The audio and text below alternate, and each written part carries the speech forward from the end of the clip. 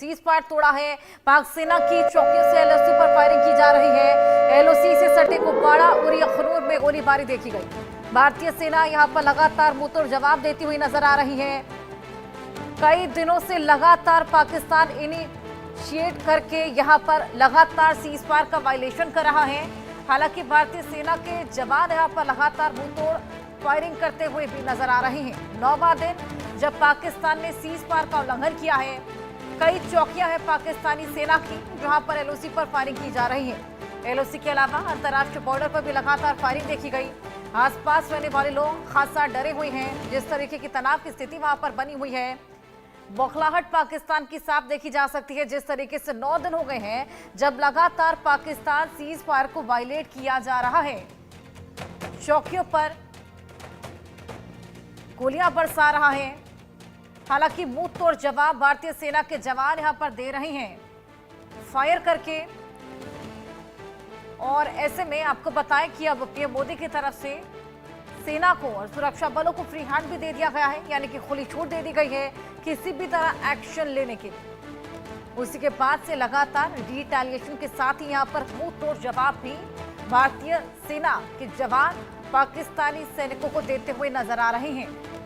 9 दिन हो चले हैं जब पाकिस्तान लगातार सीज फायर को वायलेट कर रहा है, उल्लंघन करता हुआ नजर आ रहा है। बौखलाहट इस कदर बढ़ती चली जा रही है, तनाव इस कदर पाकिस्तान में बढ़ता चला जा रहा है कि लगातार सीज फायर को वायलेट किया जा रहा है। इसी बीच भारत की ओर से तमाम सुरक्षा बलों के प्रमुखों ने यहां पर बातचीत की थी पाकिस्तान के सुरक्षा बलों से।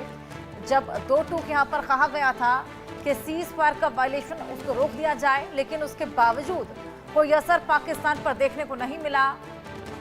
इससे पहले भी तमाम फ्लैग मीट्स हुई हैं जब भारत की ओर से कड़ा संदेश पाकिस्तान को दिया गया है सीज फायर के वायलेशन को लेकर, लेकिन उसका कोई भी असर यहां पर दिखता हुआ नजर नहीं आ रहा है। कुपवाड़ा उरी अखनूर में लगातार गोलीबारी जारी।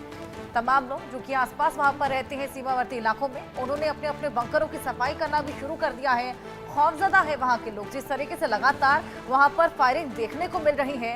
ऐसे में लोग रात के समय बंकरों में काटने को भी मजबूर हैं। हमारे सहयोगी अजय जंडियाल हमारे साथ जुड़ गए हैं, उनसे और जानकारी लेंगे। अजय, 9वां दिन हो चला है जब लगातार सीज फायर वायलेशन पाकिस्तान की ओर से देखने को मिल रहा है।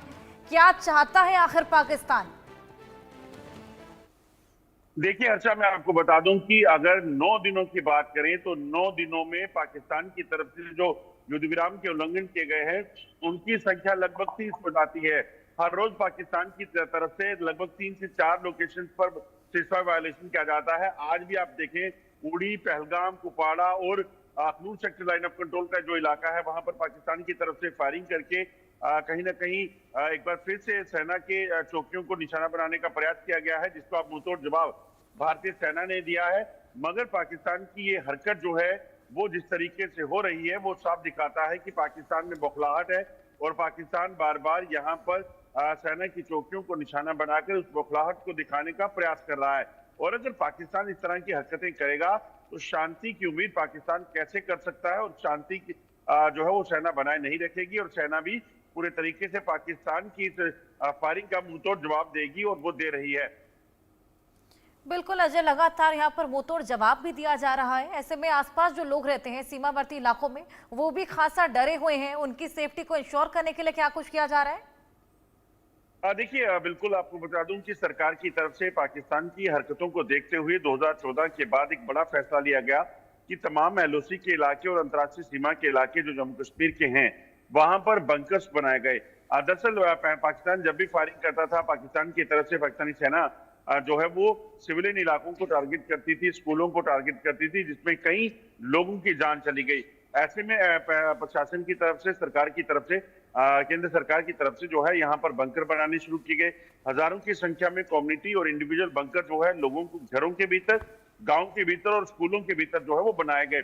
उसी की मदद से जो लोग हैं अब जब भी फायरिंग होती है तो वो ऐसे बंकर के अंदर चले जाते हैं ताकि वो किसी भी तरह से नुकसान जो है उनको ना हो। और दूसरी अहम चीज ये कि जो सेना है, लोगों को सेना पर पूरा भरोसा है। उन्हें पता है कि अगर कुछ भी होगा तो सेना उनके साथ है और सेना उनको वहां से किसी भी तरीके से सुरक्षित निकालेगी। तो ये जज्बा है। दरअसल वहां जो लाइन ऑफ कंट्रोल पे लोग रहते हैं वो एक सेना के जवान की तरह जो है वो हथियारों के बिना सेना के साथ खड़े रहते हैं। कहीं ना कहीं सेना का हौसला और उसके साथ साथ सेना को तमाम मूवमेंट्स के बारे में जानकारी देते हैं, क्योंकि आतंकियों की घुसपैठ का सिलसिला पाकिस्तान की तरफ से लंबे समय से चलता आ रहा है और इसीलिए ये बड़ा अहम हो जाता है।